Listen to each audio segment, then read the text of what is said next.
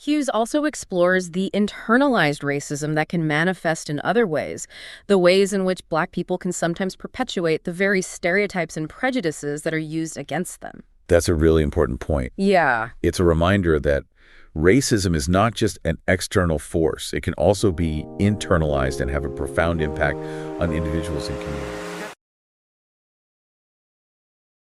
Welcome to Witter. Who Has Time to Read? The podcast that brings deep dives for busy minds. Listen to AI hosts Jane and Dane and get ready to unpack the world's most captivating books in just a fraction of the time. Whether commuting, working out, or just squeezing in a quick break, we deliver key insights, thought-provoking themes, and takeaways you can carry into your day. Don't forget to like, subscribe, and leave a comment.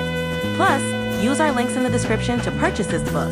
Your support helps us bring more engaging book discussions to you. Listen and follow us wherever you get your podcasts. Who has time to read? You do, with Witter.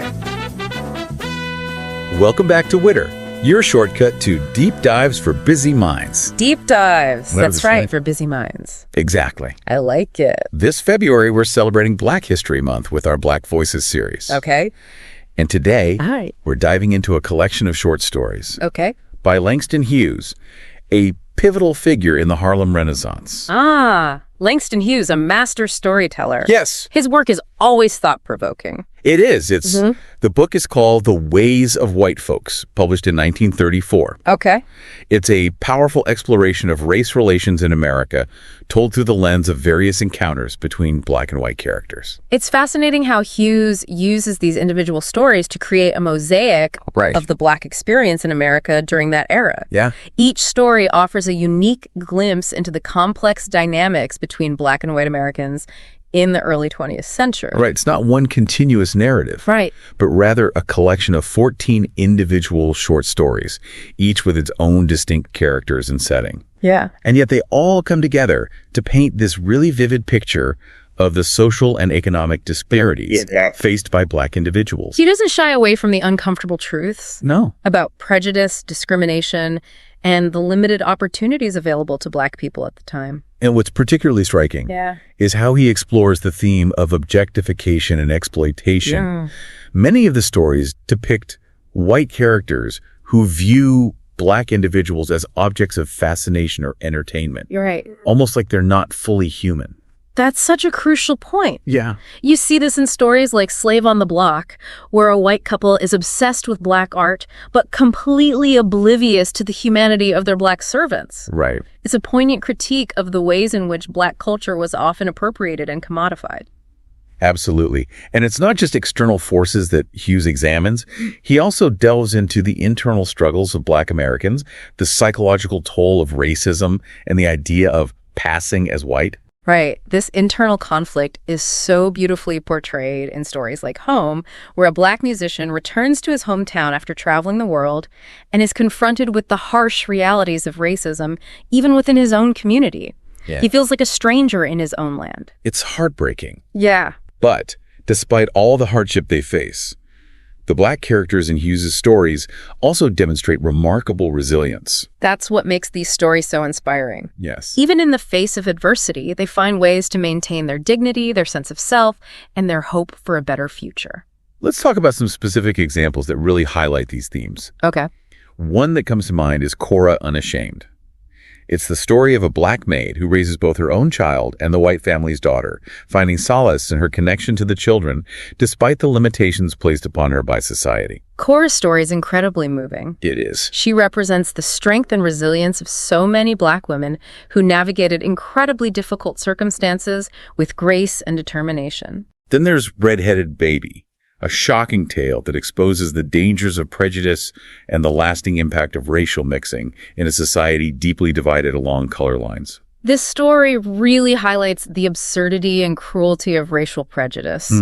The way a child's innocence is threatened simply because of their mixed heritage is a powerful indictment of the societal norms of the time. And we can't forget Father and Son, a powerful story about a rebellious son who challenges his white father, leading to a tragic confrontation that reflects the deep-seated tensions and power imbalances in the South. This story really digs into the generational trauma of slavery and racism. Right. The ways in which the sins of the past continue to haunt the present. Yeah. It's a reminder that the fight for racial equality is an ongoing struggle. And one more I'd like to mention is The Blues I'm Playing, which centers on a young black pianist named Osceola navigating the world of classical music while trying to stay true to her own artistic voice. Okay. It beautifully explores the tension between artistic expression and societal expectations. It's a story that resonates even today. Yeah. The pressure to conform, the challenges of finding your own path, and the complexities of navigating predominantly white spaces are themes that continue to be relevant. I think it's amazing how Hughes weaves music into so many of his stories. Yeah. It's clearly such an integral part of the Black experience, and it adds another layer of depth and meaning to his work. Absolutely. Hughes himself was a poet, a playwright, and a musician. Right. So music was deeply ingrained in his creative expression. Yeah. And it's through music that many of his characters find solace, connection, and a way to express their innermost feelings. I think it's almost like music becomes a language, a way to communicate across racial and social divides. Precisely. And it's not just the stories that focus specifically on music. You can feel the rhythm, the blues, the soul of Black music infused throughout the entire collection. Yeah, it adds this really powerful emotional undercurrent through the work. And speaking of powerful emotions, another theme that runs throughout these stories is the exploration of internalized racism. Right. And the concept of passing. This is such a complex and nuanced issue. It is. Hughes doesn't offer easy answers or judgments. Right. Instead, he presents the character's choices and struggles with empathy and understanding.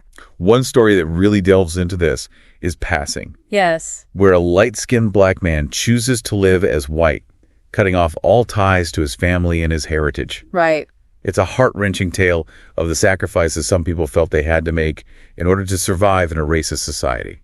And it raises so many questions about identity, It does. belonging, and the psychological toll of denying one's true self. Right. It makes you think about the pressures and expectations placed upon Black individuals during that era, and how those pressures could lead to such difficult and often painful choices. And it's not just about passing as white. Hughes also explores the internalized racism that can manifest in other ways, the ways in which Black people can sometimes perpetuate the very stereotypes and prejudices that are used against them. That's a really important point. Yeah. It's a reminder that racism is not just an external force. It can also be internalized and have a profound impact on individuals and communities. Absolutely. And it speaks to the complexity of the Black experience. Yeah. The ways in which individuals had to navigate a society that constantly sought to define and limit them. So even though these stories were written almost a century ago, Right. they still feel incredibly relevant today. They touch on themes that are still so prevalent in our society. Racism, prejudice, identity, belonging, and the ongoing struggle for equality. That's the mark of a truly great writer. The ability to capture universal human experiences that transcend time and place. And Hughes does it with such skill and nuance. He does. His writing is both lyrical and unflinching. He's not afraid to confront the ugliness of racism, while also celebrating the beauty and resilience of Black culture.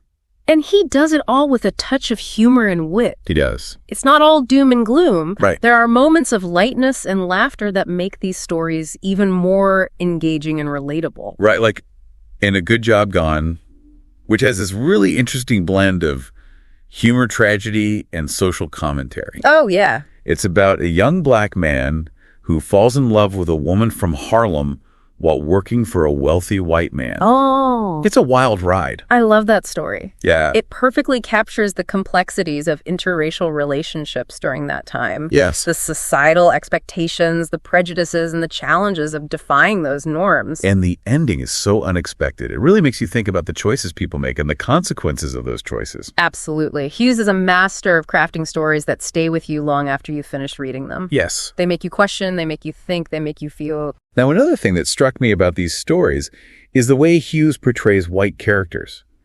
They're not all villains or monsters. Right. There's a range of personalities and motivations among the white characters. Some are genuinely well-meaning, but oblivious to their own privilege and the ways in which they perpetuate racist systems. Others are clearly prejudiced and discriminatory, but even those characters are portrayed with a certain level of complexity. They're not just caricatures. Exactly.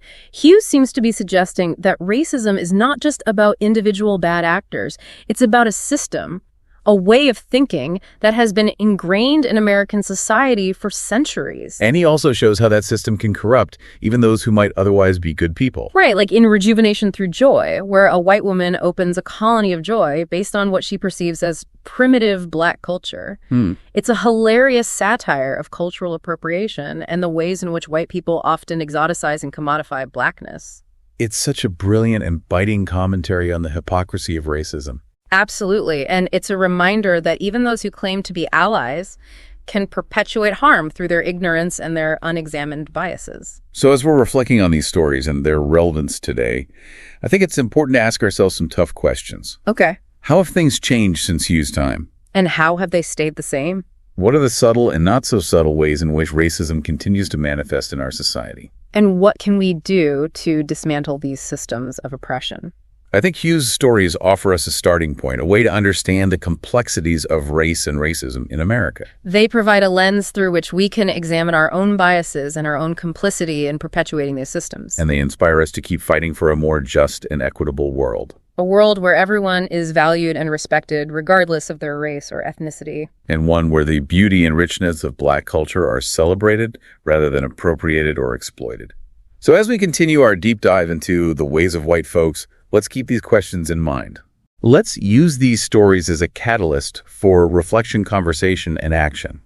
It's a call to action woven into these beautifully crafted narratives. And speaking of action, one story that really highlights the power of individual agency is Barry. Yeah, Barry. It follows a young Black man working at a summer home for crippled children and exposes the hypocrisy and exploitation he faces, Right.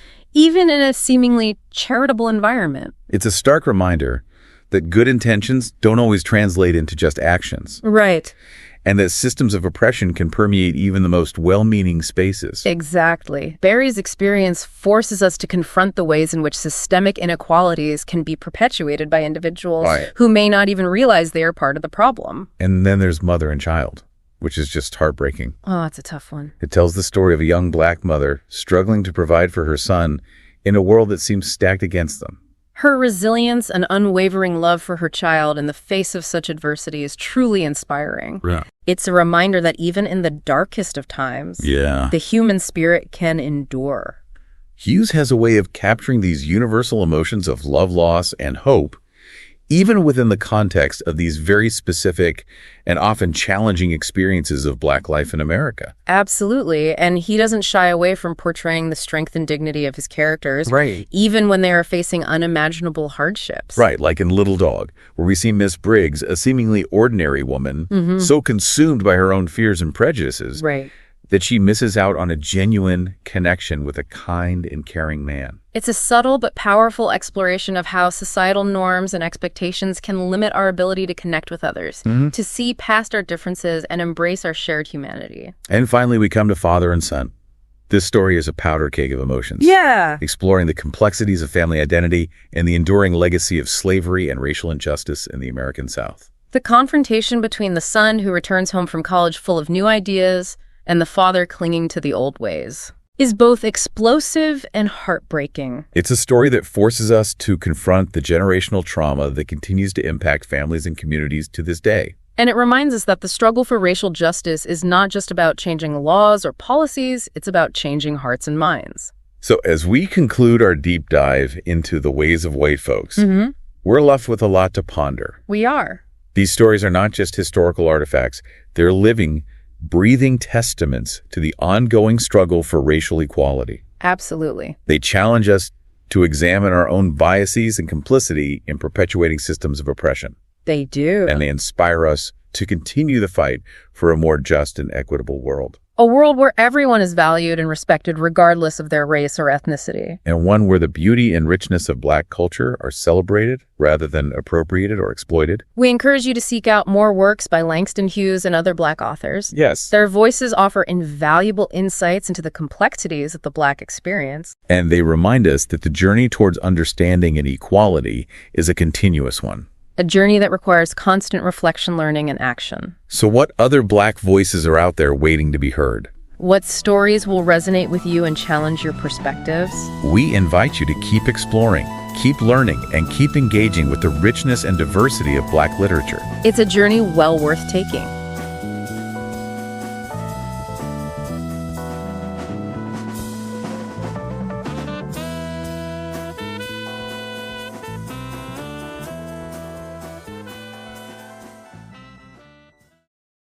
Thanks for listening to Witter, Who Has Time to Read, produced by One Media.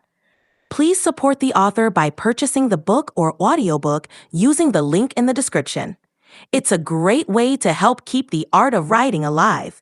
And stay in the loop. Subscribe to our newsletter for updates on weekly deep dives. And don't forget to share your thoughts or suggest our next deep dive at witterpodcast@gmail.com.